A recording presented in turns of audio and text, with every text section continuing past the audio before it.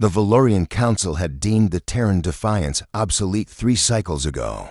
Now it floated in the orbital graveyard above New Callistron, its hull cracked and bleeding atmosphere, waiting for the scrappers who would never come. Inside, Engineer Second Class Aliana Chen ran her fingers across the cold metal bulkhead, feeling every scar the old warship had earned. "You planning to die here with this rust bucket?" David's voice crackled through her helmet comm. Her partner stood in the corridor, mag boots keeping him anchored as the artificial gravity had failed weeks ago. "She's not a rust bucket," Aliana replied, checking the power readings on her wrist display. "She's got one good fight left in her." David laughed without humor. "The Valorians stripped her reactor core, ally. There's barely enough power to keep life support running in 3 compartments. We're supposed to be cataloging salvage, not..." The alert klaxon cut him off. Not their ship's alarm that had been silent for months. This came from the planet below, a desperate wail that made Aliana's blood freeze. "Planetary shield failure," she whispered, pulling up the emergency broadcast. "Multiple grid points collapsing. Cause unknown." David was already moving to the observation port. Through the cracked viewport, they could see New Callistron's shimmering defensive barrier flickering like a dying star. 12 million souls lived on that world. Humans, Valorians, Kelthric, and a dozen other species who'd made it home after the war. "The Valorian Defense Fleet is still 2 hours out," David said, reading the tactical feed. "And there's a debris field heading straight for the capital city. Size classification, oh God. That's a fragmented moon. Impact in 43 minutes. Aliana was already running calculations in her head, the kind that her academy instructors had called dangerously optimistic, and her crew had called typically human. The Defiance had been built for one purpose: breaking things that needed breaking. Her main railgun still existed, even if the Valorians had claimed it was beyond repair. "The kinetic accelerator," she said. "If we can get power to it, are you insane? The reactor's gone.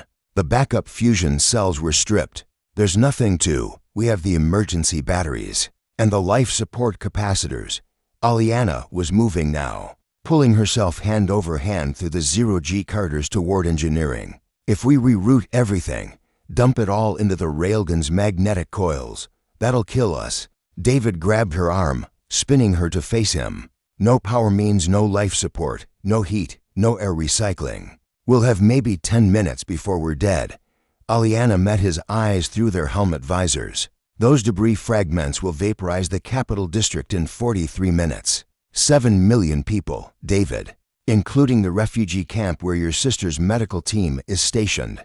She watched the calculation happen behind his eyes, the same one happening in hers. Mathematics of sacrifice, economics of hope. "Damn it," he breathed. Then louder, "Damn it. What do you need me to do?" They moved like they'd trained together for years, because they had. David rerouted every available power conduit, while Aliana manually cranked open the railgun's loading mechanism. The Defiance groaned around them, hull stress warnings screaming across dead monitors.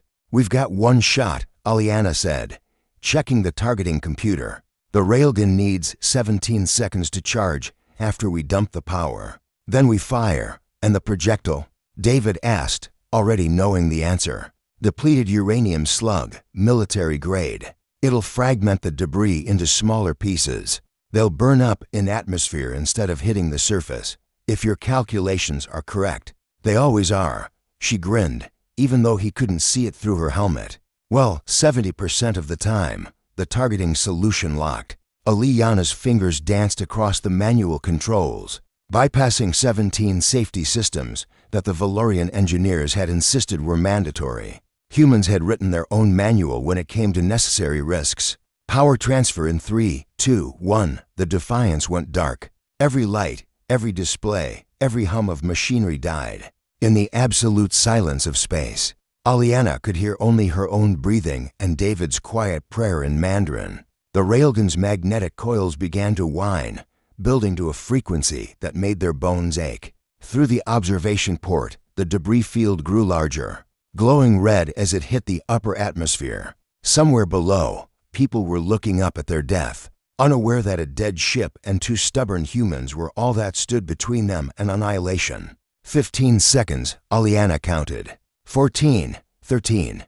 Ally, David's voice was soft. It's been an honor. Shut up. We're not dying today. 5, 4, 3. The railgun fired. The recoil nearly tore the Defiance apart. Hull plates shrieked, bulkheads buckled, and somewhere aft, a compartment explosive decompressed.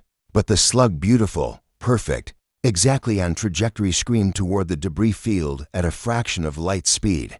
Impact. The moon fragment exploded into a billion pieces, each one small enough to burn harmlessly in the atmosphere. Through the port, they watched the sky fill with shooting stars. A meteor shower that would have been beautiful if they'd had time to appreciate it. But their air was already running out. Life support failure. David's voice was getting faint. Oxygen at 6%. I know, Aliana said. She was cold now, so cold. But look, we did it. Yeah, we did. The Valorian rescue ship found them 8 minutes later. Unconscious but alive, the Defiance spinning slowly in its graveyard orbit. When Aliana woke in the hospital, the first thing she saw was a news broadcast showing the meteor shower, and the anchor explaining how a miraculous malfunction of a derelict ship had saved the capital. David sat beside her bed, grinning. They're calling it a miracle. Let them, Aliana said. But you and I know the truth. What's that?